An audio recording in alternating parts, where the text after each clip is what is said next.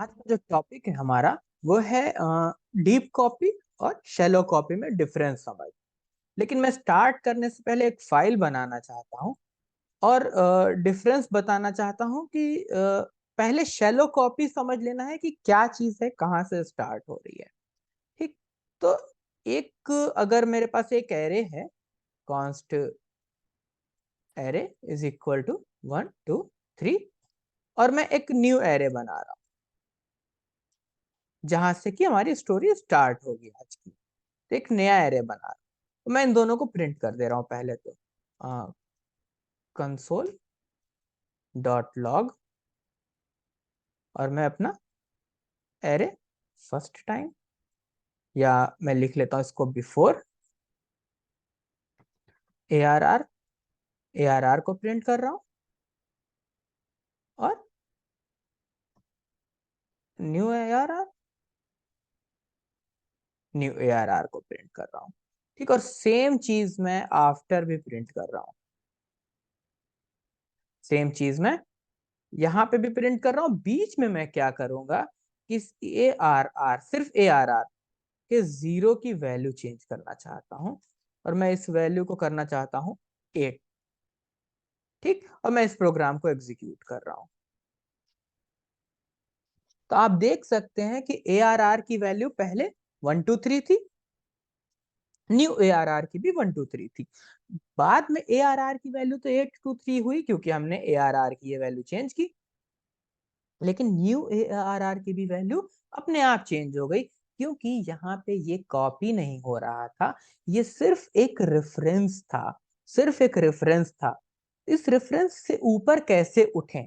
पहले तो इस रेफरेंस से ऊपर कैसे उठें कि हम इस एरे को कॉपी कर सकें, ताकि जो नया एरे बने उस पर पुराने वाले एरे का असर ना पड़े।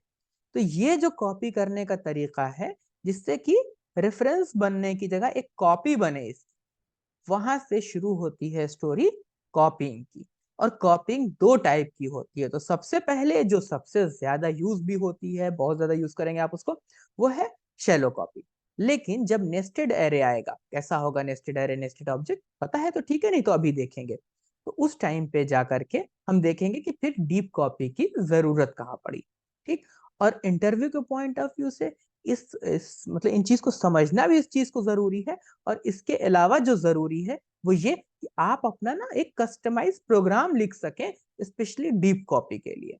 तो एंड में हम वो प्रोग्राम बनाएंगे। सबसे पहले शैलो कॉपी समझेंगे, क्योंकि शैलो कॉपी सबसे पहले हमारी इस प्रॉब्लम को सॉल्व करेगी।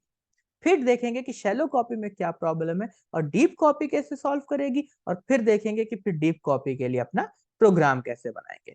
मैं यहाँ पे फोल्डर बना रहा हूँ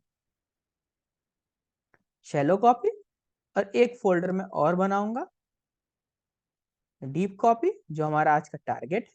और एंड में मैं एक अपना कस्टम प्रोग्राम बनाऊंगा। कस्टम, खैर ये डीप कॉपी के अंदर ही बना देंगे। ठीक। तो सबसे पहला जो हमारा टॉपिक है वो है शैलो कॉपी। तो चलते हैं PPT पे। तो शैलो कॉपी, और shallow copy refers to a fact that only one level is copied। तो ये कहना चाहता है कि सिर्फ एक लेवल कॉपी होगा। एक लेवल मतलब जो अभी हमारा केस है, एक लेवल है हमारे पास। कैसे होगा 2 लेवल या 3 लेवल? अगर इसी एरे के अंदर एक और एरे आ जाए, या ऑब्जेक्ट के अंदर ऑब्जेक्ट हो, एरे के अंदर ऑब्जेक्ट हो, ऑब्जेक्ट के अंदर एरे हो, कुछ भी, ये नेस्टेड कंडीशंस जो है वो मल्टीपल लेवल क्रिएट करती हैं। तो अभी उन पे चलेंगे। तो अगर एक लेवल है तो शैलो का बेहतरीन चीज है, और इन जनरल एक लेवल ही मिलने वाला है अभी। ठीक। It will work fine for an array और ऑब्जेक्ट कंटेनिंग प्रिमिटिव वैल्यूज। यानी एरे और ऑब्जेक्ट दोनों पे काम करेगा। सारी चीजों के साथ ऐसा नहीं होगा कि वो दोनों पे चले। ठीक। तो कैसे करना है, how to do shallow copy? सबसे ज्यादा यूज होने वाली चीज है स्प्रेड ऑपरेटर। बहुत इंपॉर्टेंट चीज है। तो this is a convenient way to make a shallow copy of an array और an object when there is no nesting it works great। Nesting नहीं है तो तभी शैलो कॉपी है। तो चलिए सबसे पहले देखते हैं स्प्रेड ऑपरेटर। तो मैं शैलो कॉपी के अंदर एक फोल्डर बना रहा हूं, लिख दूंगा स्प्रेड ऑपरेटर डॉट जेएस, और मैं ये अपना डाउट वाला प्रोग्राम यहाँ से कॉपी करके यहाँ ले आ रहा हूँ। ठीक। अभी तो डाउट वाली चीज चलेगी इस पे। और मैं चला जा रहा हूँ शैलो कॉपी वाले फोल्डर के अंदर और मैं इसको कर रहा हूँ क्लियर और मैं इसको एग्जीक्यूट कर रहा हूँ। तो मुझे पता था एज एक्सपेक्टेड कि दोनों जगह 8 आएगा क्योंकि रेफरेंस है। तो स्प्रेड ऑपरेटर यूज करने के लिए क्या करना है, इसको ब्रैकेट के अंदर लिख देना है और इस एरे से पहले मैं यहाँ पे 3 डॉट लगाऊंगा। यही स्प्रेड ऑपरेटर होता है और मैं वापस इस प्रोग्राम को एग्जीक्यूट करूंगा। अब आप देख सकते हैं कि ARR तो चेंज हुआ बट न्यू एरे नहीं चेंज हुआ। न्यू एरे जो है अब एक नया एरे है, उस एरे का रेफरेंस नहीं है। ये है स्प्रेड ऑपरेटर की पावर। ठीक, तो ये हमने देखा स्प्रेड ऑपरेटर एरे पे। अब हम देखेंगे स्प्रेड ऑपरेटर ऑब्जेक्ट पे। तो मैं एक और फाइल बना ले रहा हूं यहीं पे, स्प्रेड ऑपरेटर। मैं इसके आगे लिख दे रहा हूं एरे स्प्रेड ऑपरेटर और एक मैं बनाऊंगा object spread operator dot JS. मैं ये एरे वाला प्रोग्राम यहाँ कॉपी कर रहा हूँ ताकि मैं चेंज करता जाऊं। तो ये एरे की जगह मेरे पास होगा ऑब्जेक्ट, ज्यादा कुछ नहीं, ऊपर वाली वैल्यूज चेंज करेंगे। ऑब्जेक्ट है मेरे पास जिसमें ए पे 1 है, बी पे 2 है, सी पे 3 है। अभी भी सिंगल लेवल है, इसके अंदर हमने कुछ भी नेस्टिंग अभी नहीं की है, वो एंड में करेंगे। यहाँ पे क्या होगा, एरे की जगह ऑब्जेक्ट होगा और ये बाहर जो एरे के ब्रैकेट थे वो एरे के ब्रैकेट या करली ब्रेसेस की जगह अब सॉरी स्क्वायर ब्रैकेट्स की जगह करली ब्रैकेट आ जाएंगे और न्यू एरे की जगह मैं इसका नाम बदल दे रहा हूँ। वेरिएबल नाम है लेकिन वेरिएबल नाम हमेशा मीनिंगफुल होना चाहिए। तो ये जहां जहां ARR है मैं इस सब को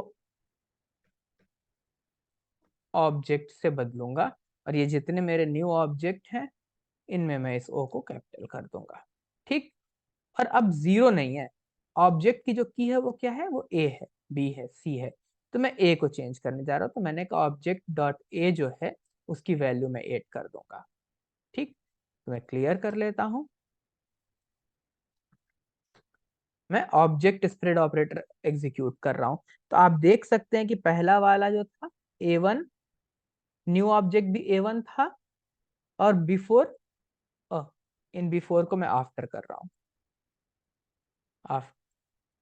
आफ्टर कर देता हूं।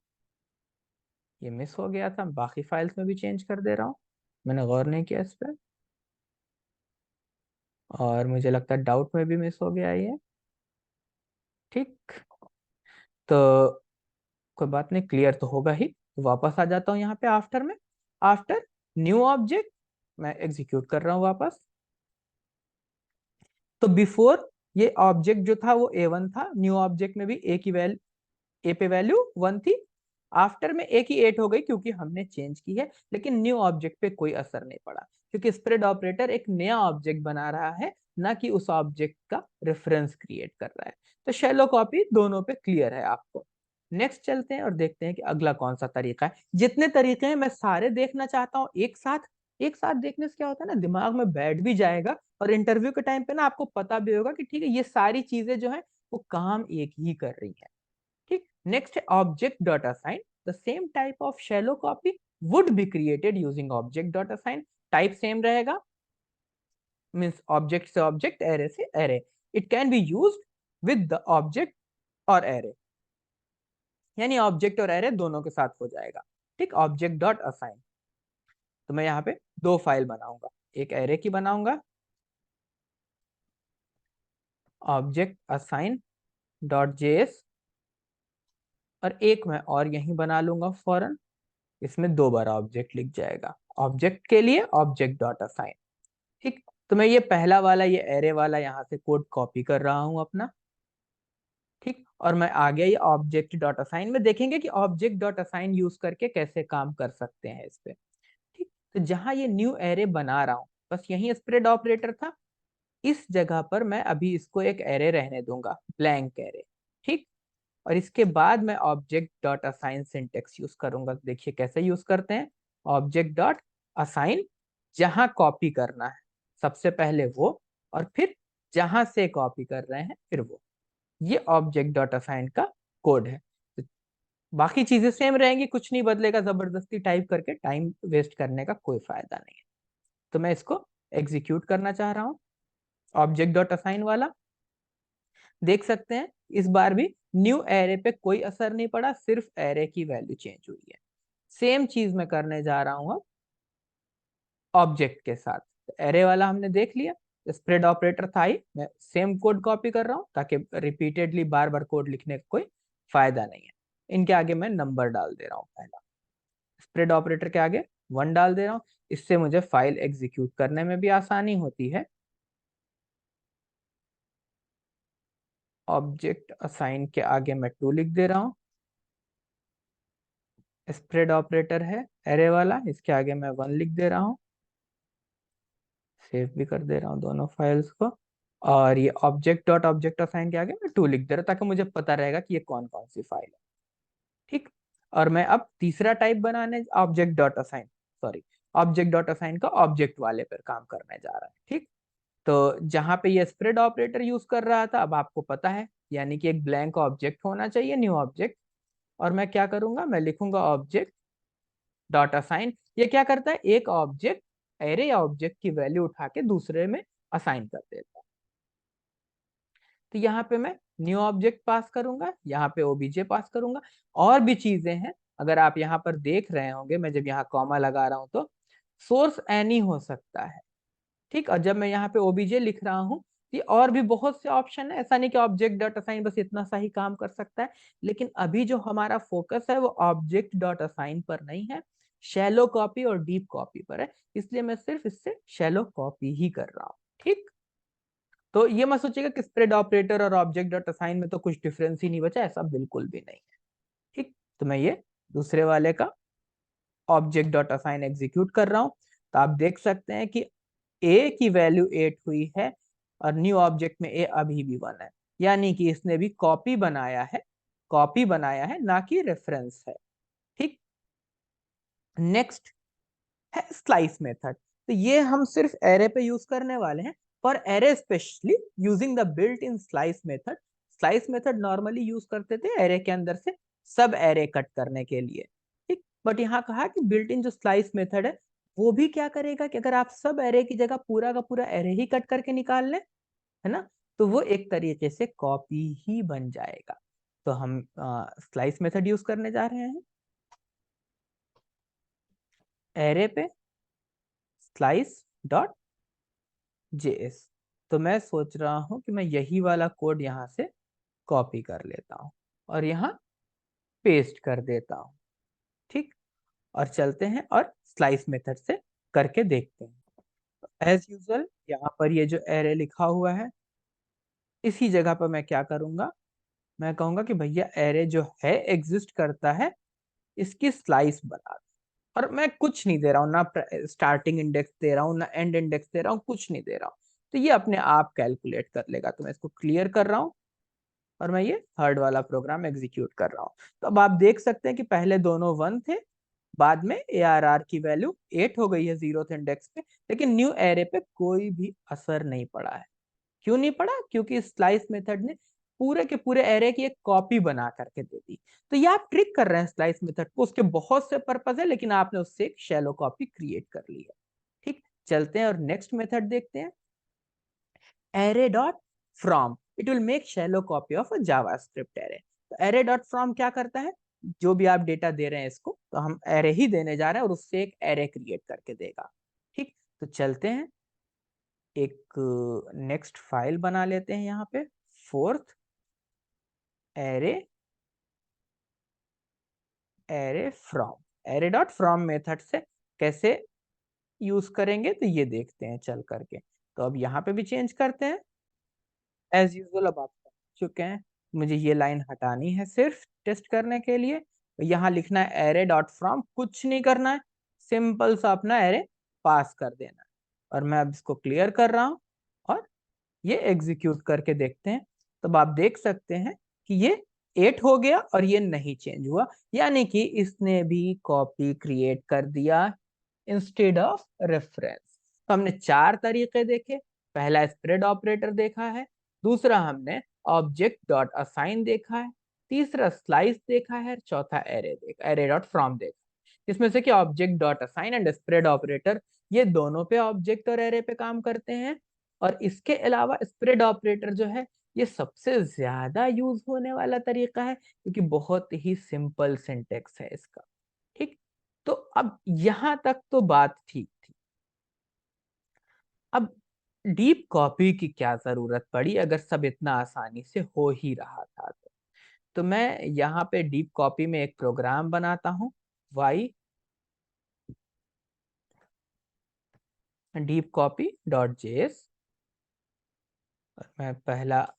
मैं इनके आगे नंबर इसलिए भी डाल दे रहा हूँ ताकि मुझे एग्जीक्यूट करने में भी आसानी हो रही है, और आपके लिए ये आसानी है कि पता होगा ये नंबरिंग, ये गिटहब पे कमिट कर दूंगा, इन नंबरिंग से पता होगा कि क्या किस ऑर्डर में पढ़ा था, तो अक्सर जरूरत पड़ती है। तो मैं ये कॉपी कर रहा हूँ यहाँ से और वाई डीप कॉपी पे पेस्ट कर रहा हूँ। ठीक, बाकी चीजें बंद कर रहा हूँ ताकि सारा फोकस एक जगह पर रहे। पहले एरे को देखते हैं, फिर ऑब्जेक्ट पे मूव करेंगे। और मैं यहाँ से बाहर आ रहा हूँ और अब डीप कॉपी में जा रहा हूँ। ठीक, तो यहाँ तक कोई दिक्कत नहीं है, आप देख सकते हैं एकदम एकदम सही चल रहा है। लेकिन अब मैं यहाँ पे 1 2 3 ऐसे लिखने की जगह मैं यहाँ पे नेस्टेड एरे बनाऊंगा। इसको मैट्रिक्स अगर आप जानते हैं तो आप समझ गए कि ये क्या है, नहीं जानते हैं तो एरे के इंडेक्स पे प्रिमिटिव वैल्यूज की जगह मैं वापस एरे रख रहा हूँ। ठीक, तो इनकी नंबरिंग चेंज कर दे रहा हूँ मैं, 4 5 6 7 8 9। यहाँ तक ठीक है। और अब आपको पता ही था कि ये भाई एरे जो है ये शैलो कॉपी करता है, कॉपी कर रहा था, अभी तक हमने देखा है। बट अब यहाँ जीरोथ इंडेक्स की बात नहीं करेंगे, क्योंकि जीरोथ इंडेक्स तो हम देख करके आए हैं कि जीरोथ इंडेक्स तो चेंज हो जाएगी। मतलब शैलो कॉपी तो किया है, तो फर्स्ट लेवल का मतलब ये जो एलिमेंट्स हैं ये जीरो पे हैं। नेक्स्ट जो ये एलिमेंट है पूरा, भले वो एक एरे है खुद, वो इस ARR के फर्स्ट इंडेक्स पे है। क्या कहना चाह रहा हूं, मैं ये कमेंट कर दे रहा हूं और प्रिंट करके एक बार दिखा देता हूं। कंसोल डॉट लॉग, अगर मैं ARR और 0 को प्रिंट कर दूं तो क्या होगा, तो ये 1 2 3 प्रिंट हो जाएगा। ऐसे मैं ARR 1 को प्रिंट कर दूं तो क्या होगा, तो ये 4 5 6, यानी ये इनकी इंडेक्स है। तो ये 0 अगर मैं चेंज कर दूंगा, तो इस 0 को अगर कुछ चेंज कर दूंगा तो वो चेंज है, वैलिड है, कोई दिक्कत नहीं है। लेकिन अगर मैं 0 के जीरोथ इंडेक्स की बात करूं, यहाँ 1 है, अगर मैं ARR के जीरोथ इंडेक्स की जीरोथ इंडेक्स यानी इस 1 को कुछ और बना दूं, 11 बना दूं, तो क्या ये दूसरे वाले एरे में भी चेंज हो जाएगा। एक लेवल का था तो हमने देखा है कि नहीं भाई दूसरे एरे में नहीं चेंज होगा, स्प्रेड ऑपरेटर इतना मैनेज कर रहा था हमारे लिए। लेकिन अब नेस्टेड ऑब्जेक्ट और नेस्टेड एरे की बात हो रही है, तो चल रहे हैं और इसको करके देखते हैं। तो यहाँ आ गया मैं, और मैंने कहा कि भाई मैं ARR 0 के 0 पे 11 रख दूंगा। ठीक, क्लियर कर रहा हूं मैं और एग्जीक्यूट कर रहा हूं। और अब आप देखेंगे कि ARR पहले क्या था और अब क्या है। तो ये 1 जो था ये 11 बन गया है, लेकिन स्प्रेड ऑपरेटर इवन हम यूज कर रहे हैं, उसके बाद भी न्यू एरे का 1 जो था वो 11 बन गया। यानी न्यू एरे की भी जीरो इंडेक्स की जीरोथ इंडेक्स चेंज हो गई। ये कह रहे थे स्टार्टिंग में कि ये जो spread operator object dot assign slice है, ये जब तक कि एक लेवल का था, मतलब कि प्रिमिटिव वैल्यूज थी सिर्फ, तब तक तो सब ठीक था।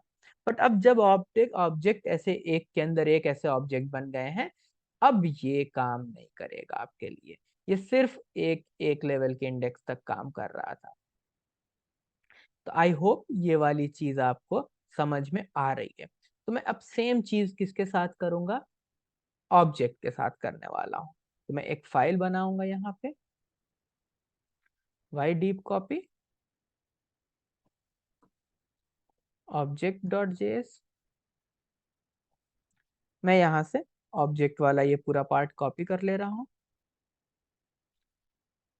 और अब ए पे 1 की जगह मैं वापस यहाँ पे कुछ नेस्टेड वैल्यू रखना चाहता हूँ, तो मैं पी क्यू आर रख लेता हूँ। तो पी पे मैं 1 रख रहा हूँ, क्यू पे मैं 2 रख ले रहा हूँ। और अब यहाँ जो हम चेंज कर रहे थे ऑब्जेक्ट का ए, तो मैं ऑब्जेक्ट के ए का पी, ठीक, क्योंकि अब ए पे क्या है, ए पे कोई वैल्यू नहीं है, एक ऑब्जेक्ट है। ए पे जब एक और ऑब्जेक्ट है तो उसकी जो की है वो पी है, तो मैं उसको भी चेंज कर रहा हूँ और उसको 1 से 11 कर दे रहा हूँ। और मैं अब इस फाइल को एग्जीक्यूट करने वाला हूँ। अब आप देख रहे हैं कि ऑब्जेक्ट में भी चेंज हो गई है और न्यू ऑब्जेक्ट में भी चेंज हो गया, जबकि मैं स्प्रेड ऑपरेटर यूज कर रहा हूं। तो जो चीज अभी एरे के केस में समझा गया था वही यहाँ पर भी है। अब ये नेस्टिंग हो गई है, नेस्टेड ऑब्जेक्ट है। और ऐसा नहीं है कि नेस्टेड ऑब्जेक्ट के अंदर ऑब्जेक्ट ही हो सकता है, ऑब्जेक्ट के अंदर एरे, एरे के अंदर ऑब्जेक्ट, कुछ भी हो सकता है, सेम प्रॉब्लम आएगी। तो यानी कि हमें अब प्रॉब्लम पता है और अब हमें सोल्यूशन चाहिए। हम चलते हैं पावर पॉइंट पे वापस और पूछते हैं कि डीप कॉपी क्या होता है। तो a deep copy constructs a new compound object and then recursively inserts copies into it of the objects found in the original. तो क्या करता है कि एक कंपाउंड ऑब्जेक्ट बनाता है और रिकर्सिवली उठाता है पहले वाले में से और दूसरे वाले में वैल्यू रखता जाता है। तो अलग से ऑब्जेक्ट बना के वैल्यूज रखता है। यही चीज एंड में हम खुद इंप्लीमेंट करके देखेंगे। उससे क्या होता है कि नया ऑब्जेक्ट बन जाता है। उसके अलावा a deep copy can be made using Lodash, R dot clone, और you can write your own program. तो हम लोडैश भी देखेंगे, आर डॉट क्लोन भी देखेंगे और अपना प्रोग्राम भी लिख करके देखेंगे। तो कैसे करना है, how to do deep copy. सबसे पहला बहुत फेमस है लोडैश, बहुत फेमस है, यूज भी होती है। The library Lodash is a most common way JavaScript developer make a deep copy. अपना प्रोग्राम लिखना अवॉइड करते हैं जब तक कि, देखिए इंटरव्यू में इसलिए पूछते हैं क्योंकि वो जानना चाहते हैं कि क्या आप उस चीज को समझते हैं कि कैसे डीप कॉपी हो रहा है या नहीं हो रहा है। लेकिन हमेशा प्रिमिटिव वैल्यूज नहीं होंगी, तो बहुत सी चीजें आपको हैंडल करनी पड़ेगी। तो या तो आप प्रोग्राम उतने एडवांस लेवल पे बनाए, सब कुछ हैंडल करें, ठीक है, नहीं तो बनी हुई है, और जब लाइब्रेरी बनी हुई है और अच्छी है तो उसको यूज करने में कोई बुराई नहीं है। अब हम जा रहे हैं यहाँ पे लो डैश देखेंगे। तो सेकंड पे हम लिख लेते हैं लो डैश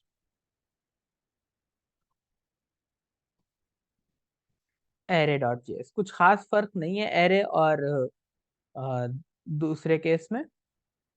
तो हम यहाँ से ये एरे वाला प्रोग्राम कॉपी कर ले रहे हैं, यहाँ पेस्ट कर दे रहे हैं। बट अब हमें चाहिए है लाइब्रेरी लो डैश, जिससे कि हम ये प्रोग्राम कर सके। उसके लिए हमें उस लाइब्रेरी को इंस्टॉल करना पड़ेगा। तो मैं इंस्टॉल कर ले रहा हूँ, npm इंस्टॉल लो डैश। वेट कर लेता हूँ। यानी कि अगर इसको एग्जीक्यूट करना होगा आपको, तो आपको लो डैश इंस्टॉल करना पड़ेगा। तो अब हम यहाँ लिख सकते हैं const underscore is equal to require lodash. ठीक, ये लो डैश लाइब्रेरी का पार्ट है। डिपेंड करता है आप कौन सा सिंटेक्स यूज कर रहे हैं, इंपोर्ट यूज कर रहे हैं या ये यूज कर रहे हैं। और अब मैं इस लो डैश लाइब्रेरी का यूज करूंगा और डीप क्लोन करूंगा। यानी कि इस एरे को डीप क्लोन करना है तो बहुत आसान है, ये तो इंपोर्ट करके ले ही आए हैं। और जो मेथड है उसका नाम है क्लोन डीप, ये लिख के आ गया क्लोन डीप। बहुत से मेथड्स हैं अलग अलग पर्पस के, देखें इसको एक्सप्लोर करें। तो ये क्लोन डीप क्या करेगा, ये डीप क्लोनिंग करेगा। और हम जानते थे कि क्या डिस्टर्ब होने वाला है, तो हमें फौरन पता चल जाएगा अगर ये काम कर रहा है तो। अब आप देख सकते हैं कि ए आर आर ये चेंज हुआ है क्योंकि इसको हमने चेंज किया है, लेकिन ये दूसरा वाला एरे चेंज नहीं हुआ। तो यानी कि सिर्फ एक लेवल पर नहीं, अब जितने लेवल पर भी नेस्टिंग होगी ये पूरा का पूरा हैंडल करेगा। वो जेसन डॉट स्ट्रिंगिफाई से ऑब्जेक्ट को फ्रीज स्ट्रिंग में कन्वर्ट करके और वापस पार्स करके जो इम्प्लीमेंटेशन करते हैं उसको अवॉइड कीजिएगा। अगर मैं क्या बोल रहा हूँ आपको नहीं समझ में आ रहा है, अच्छी बात है, but Jason dot stringify use करके डीप कॉपी मत कीजिएगा, उसके लिमिट्स होती है कि किस लेवल तक वो स्ट्रिंगिफाई कर सकता है। ठीक, तो इसको इसको प्रेफर करेंगे, इसको प्रेफरेंस देना है। और सेम चीज मैं एक ऑब्जेक्ट के लिए बना देता हूं, ऑब्जेक्ट डॉट जेएस, और मैं ये वाई डीप कॉपी ऑब्जेक्ट वाला कोड यहाँ से कॉपी कर ले रहा हूँ और यहाँ पेस्ट कर दे रहा हूँ। और अब हम यहाँ पे हम देख करके आ ही गए थे लो डैश वाला, तो मैं ये लाइन यहाँ कॉपी कर रहा हूँ सबसे टॉप पे, इंस्टॉल कर ही चुके हैं। और अब आपको ये सिंटेक्स भी पता है, क्लोन डीप करना है, तो मैं ये क्लोन डीप यहाँ पे कॉपी करूंगा और इस ARR की जगह पे OBJ लिख दूंगा बस। एग्जीक्यूट कर लेते हैं, लो डैश एरे लो डैश ऑब्जेक्ट, और अब आप देख सकते हैं कि आफ्टर में या ऑब्जेक्ट में a डॉट पी की वैल्यू 11 है, लेकिन न्यू ऑब्जेक्ट में a डॉट पी की वैल्यू अभी भी 1। तो यानी कि ये डीप क्लोन कर रहा है। डीप कॉपी डीप क्लोन बात एक है, कोई खास चेंजेस नहीं है, वर्ड्स हैं। ठीक, नेक्स्ट देखते हैं कि और ऐसी कौन सी चीजें हैं हमारे पास। नेक्स्ट लाइब्रेरी है रैमडा। The functional programming library Ramda includes r.clone which makes deep copy of an object or an array। यानी दोनों पे काम करेगी, ऑब्जेक्ट पे भी और एरे पे भी। तो मैं दो फाइल बना रहा हूँ यहाँ पे, रैमडा एरे नाम से बना रहा हूँ एक, और मैं इसको एक और फाइल बनाऊंगा रैमडा ऑब्जेक्ट नाम से।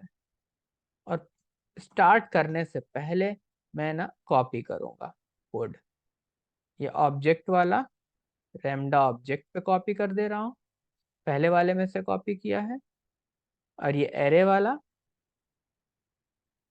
रैमडा एरे पे कॉपी कर दे रहा हूँ ताकि क्विकली जल्दी से कर लेंगे, आसानी। ठीक, तो अब लोडेश भी इंस्टॉल किया था, रैमडा भी इंस्टॉल करना पड़ेगा, तो मैं कह रहा हूँ npm इंस्टॉल npm, यार जो भी यूज कर रहे हैं फर्क नहीं पड़ता है, RAMDA Ramda. Ramda functional programming language. क्या होती है फंक्शनल प्रोग्रामिंग लैंग्वेज, कभी इस पे बात करेंगे। ठीक, इंस्टॉल कर लिया है, इंस्टॉल कर लिया है तो चलते हैं एरे पे सबसे टॉप पे। और अब तो हर लैंग्वेज में ना कुछ होता है जो आपको इंपोर्ट करके लाना है, ये आपको पता होना चाहिए। तो रैमडा में जो इंपोर्ट करके लाने वाला हूँ वो आर है, इज इक्वल टू रिक्वायर रैमडा। अब इस आर के पास सारी पावर है। होपफुली अगर नोट जेएस आप देखते हुए आ रहे हैं स्टार्टिंग से, तो अब ये चीजें आपको, आर क्या है, डैश क्या है, कहाँ से आ रहा है, ये सारी चीजें आपको बिल्कुल क्लियर होंगी, ये मान करके चल रहा हूं। तो आर डॉट क्लोन मेथड है इसका, और अपना एरे मैंने पास कर दिया है जिसको कि हमें कॉपी करना है। तो नोड 3 रैमडा एरे। ठीक, अब आप देख सकते हैं कि रैमडा ने क्लोन कर दिया। ठीक, ये एरे चेंज हुआ है, ये न्यू एरे नहीं चेंज हुआ है। तो मुझे सेम चीज ऑब्जेक्ट में करनी है, कुछ सेकंड लगेंगे सिर्फ। मैं बिल्कुल टॉप पे जाऊंगा, करके इसलिए दिखा रहा हूं ताकि आपको पता हो कि ठीक है यार, ये दोनों चीजों पे चलता है, बाकी कोई डिफरेंस नहीं है। ये रहा ऑब्जेक्ट, यहाँ पेस्ट किया और ये चेंज कर दिया ऑब्जेक्ट। सिर्फ एग्जीक्यूट करके दिखा दे रहा हूँ ताकि क्लियर रहेगा कि हाँ सही है, क्लियर है कि हाँ चल रहा है। एरे ऑब्जेक्ट, ये चल गया। तो ये ऑब्जेक्ट में a डॉट पी की वैल्यू 11 है और न्यू ऑब्जेक्ट में a डॉट पी की वैल्यू 1 है, यानी कि काम कर रहा है। नेक्स्ट क्या है, जेसन डॉट स्ट्रिंगिफाई। मैंने पहले ही कहा था कि प्रेफरेबल नहीं है, और इसलिए प्रेफरेबल नहीं है क्योंकि क्योंकि ये जो नेस्टिंग कर रहे हैं ये कई लेवल पे, 2 लेवल 3 लेवल 4 लेवल ऐसे हो सकती है। जेसन डॉट स्ट्रिंगिफाई के बारे में जाके पढ़ें तो उसकी ना लिमिट होती है, इसलिए उसको प्रेफर नहीं करते हैं। उसके अलावा वो स्ट्रिंगिफाई कर रहा है आपकी चीजों को और वापस पार्स कर रहा है। तो मुझे नहीं पता कि आप अपने सेल्फ क्रिएटेड कुछ टाइप्स हैं जिनको आप वहां ऑब्जेक्ट में यूज कर रहे हैं, तो उन पे भी असर पड़ सकता है, तो वो आपको समझना पड़ेगा। तो बेहतर है कि आप, मतलब मैं तो लोडेश को कहूंगा यूज कर सकते हैं। तो अगर जेसन डॉट स्ट्रिंगिफाई आपको देखना है तो मैं बिल्कुल दिखा सकता हूँ, कम से कम जेसन स्ट्रिंगिफाई डॉट जेएस। तो कैसे यूज करेंगे, तो मैं ये रैमडा वाला यहाँ से उठा ले रहा हूँ, यहाँ पेस्ट कर दे रहा हूँ, और सबसे ये ऑब्जेक्ट पे आ गया मैं। तो सबसे पहले क्या करते हैं, जेसन डॉट स्ट्रिंगिफाई, जो भी आपका ऑब्जेक्ट है। ठीक, इससे क्या हुआ कि अब ये एक स्ट्रिंग बन गया है। और अब जब मैं इसको पार्स करूंगा, जेसन डॉट पार्स, अब ये वापस जब पार्स होगा तो ये नया ऑब्जेक्ट बनेगा। देख लेते हैं चला करके।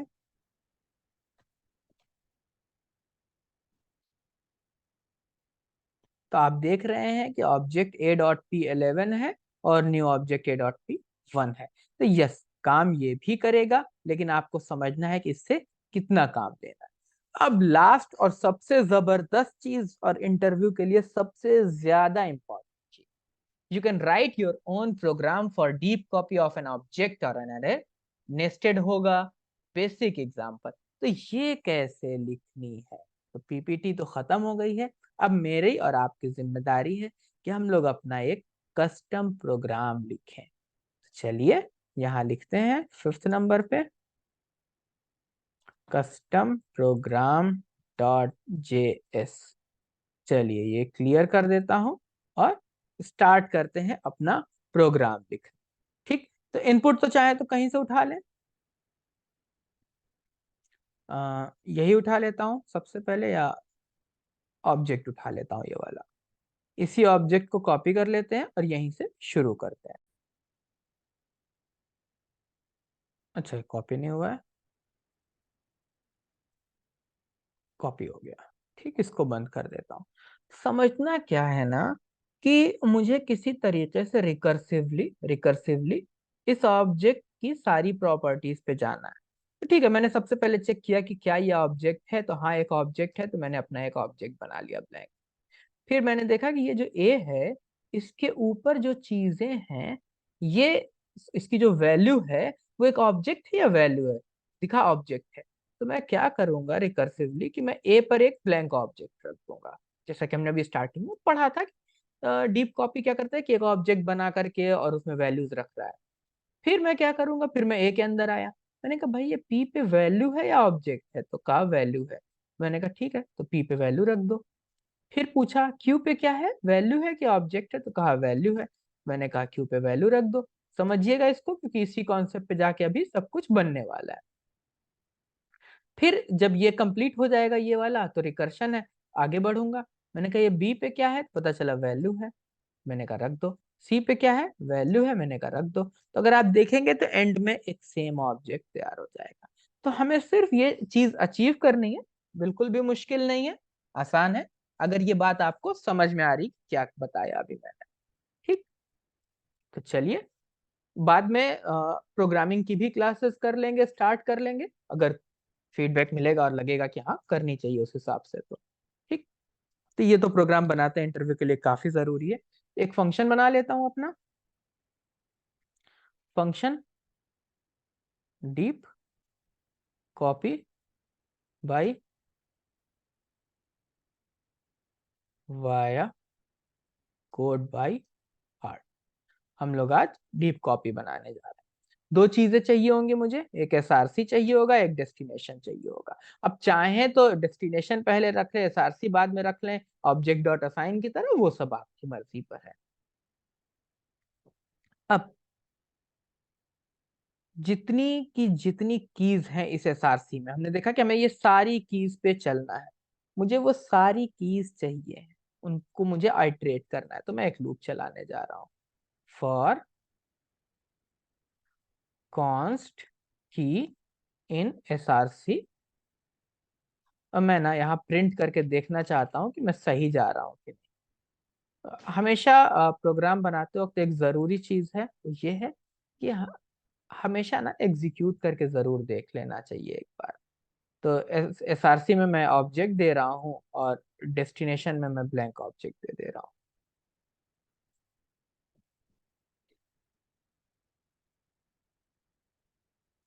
एग्जीक्यूट कर लेता हूँ, 5th नंबर पे है ए बी सी, यानी कि ये ए बी सी चल रहा है। ठीक, अब मैं यहाँ चेक कर सकता हूँ, इसी जगह पे मैं चेक कर सकता हूँ जो मैंने पहले कहा था कि ये जो है एसआरसी का जो ए है, वो उसका टाइप ऑब्जेक्ट है या कोई प्रिमिटिव वैल्यू। ठीक, यानी कि हम बहुत आसानी से इसको अचीव कर सकते हैं। तो नेक्स्ट चीज जो है, जो मैंने आपसे कहा था, चेक कर लेते हैं। टाइप ऑफ एक ऑपरेटर होता है और हमारे पास मौजूद है। तो टाइप ऑफ, और इस एसआरसी पे की पास कर देंगे। तो इस एसआरसी पे पहली बार क्या होगा, ए पास हो जाएगा। अगर तो ये ऑब्जेक्ट है, अगर तो ये ऑब्जेक्ट है तो आपको क्या करना है, और अगर ये ऑब्जेक्ट नहीं है तो आपको क्या करना है। ये दो चीज है। अगर ये ऑब्जेक्ट है तो भाई मैं चाहता हूं कि डेस्टिनेशन के इस की पर एक ब्लैंक ऑब्जेक्ट आ जाए, क्योंकि अब आपको एक नया ऑब्जेक्ट बनाना है, जैसा कि मैनुअली अभी हमने किया था। इस पे एक ब्लैंक ऑब्जेक्ट आ जाए, और जब इस पे एक ब्लैंक ऑब्जेक्ट आपने अब अलग से रख दिया है, ठीक, तो अब उसके बाद मैं इस डीप कॉपी को वापस से कॉल करूंगा।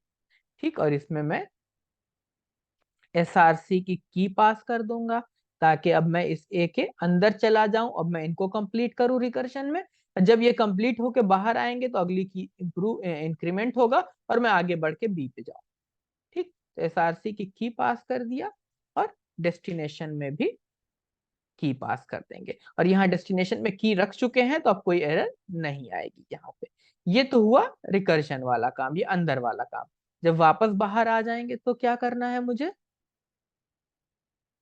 उस टाइम पे मुझे सिंपली डेस्टिनेशन के की पे एसआरसी की रख देना है। जैसा कि हमने देखा था कि अगर ऑब्जेक्ट नहीं है तो सिंपली हमें वैल्यू रख देना है, और अलग से रख रहे हैं कि एक वैल्यू कॉपी कर रहे हैं तो ये कॉपी हो रही है वैल्यूज।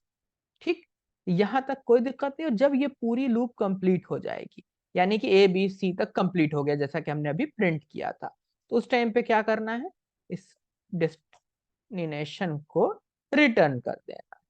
ठीक, अब मैं यहाँ आया, मैंने कहा भाई ऑब्जेक्ट है, और मैंने एक ब्लैंक ऑब्जेक्ट भेज दिया इसको, और यहाँ मैंने कहा copied object is equal to, और मैं यहाँ कंसोल डॉट लॉग करने जा रहा हूँ चेक करने के लिए कि कॉपी हुआ है कि नहीं हुआ पहले, फिर वो चेंजेस वगैरह करके। ठीक, तो दिख तो रहा है कि कॉपी हो गया है। ठीक, और अब मैं जहां हमने वो किया था चेंज, ये वाली लाइन उठा करके ला रहा हूँ।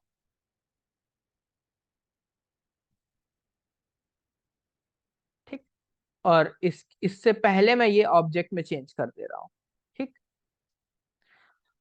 तो ऑब्जेक्ट का टी, मैं वो दोनों लाइन वहां से भी कॉपी कर ले रहा हूँ, कोई डाउट ना रह जाए आपको। अब यहाँ पे हमारे पास बिफोर में कुछ नहीं है, है बिल्कुल है।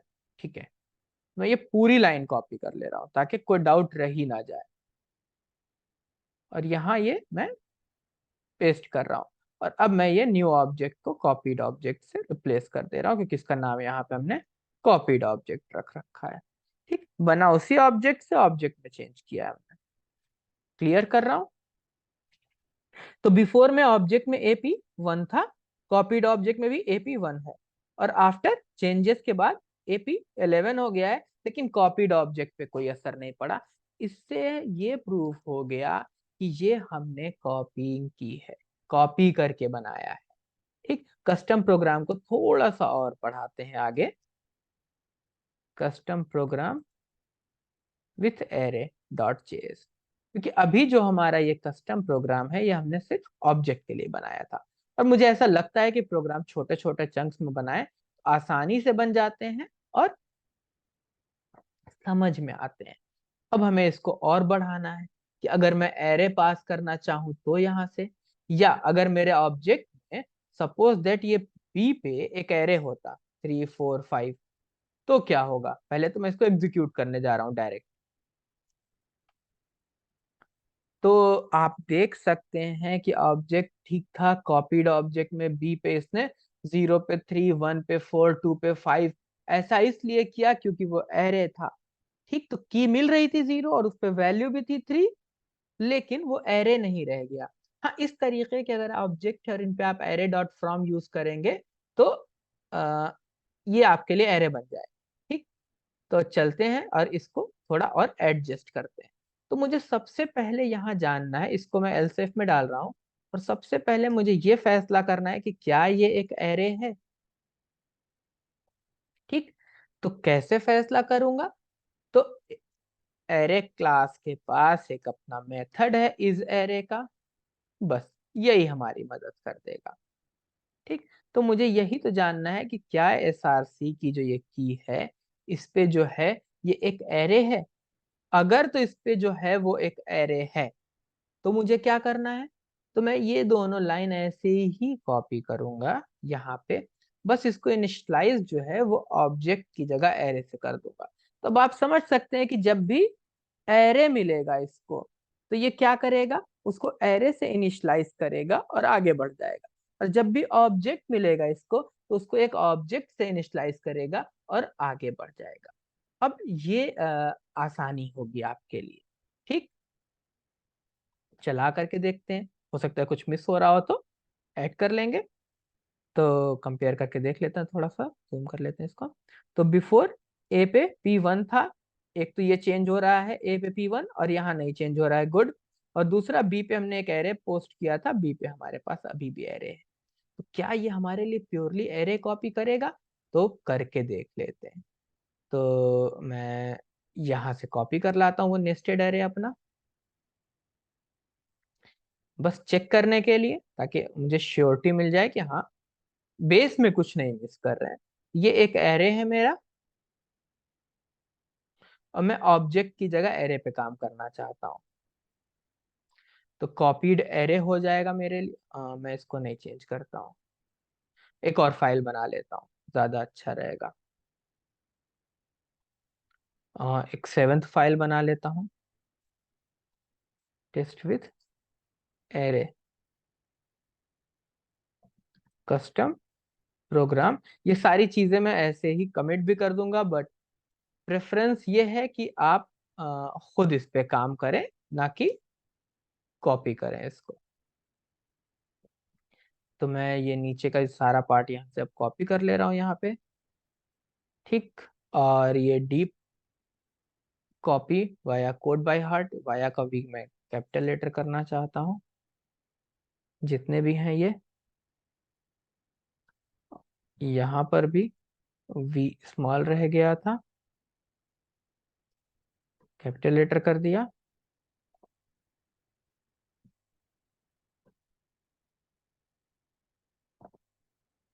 और अब टेस्ट कर लेते हैं। तो जहां जहां ऑब्जेक्ट है उसको एरे से रिप्लेस करने वाला हूँ। यहाँ जो ऑब्जेक्ट पास कर रहा था, ऑब्जेक्ट की जगह मैं एरे पास करूंगा, और ब्लैंक भी एरे दूंगा, जैसा कि ऑब्जेक्ट डॉट असाइन में आप सेम टाइप की चीज दे रहे थे। और कॉपीड ऑब्जेक्ट की जगह मैं इसको कॉपीड एरे कर दूंगा, पहले की तरह ही कर लेते हैं। और ये जो कॉपीड, ये कॉपीड, इनको कॉपीड एरे कर दिया। ठीक, और अब कुछ ऐसा नहीं होगा, अब कुछ ऐसा होगा। ठीक, तो सारी चीजें मान रहे हैं कि सेट है, चेक कर लेते हैं।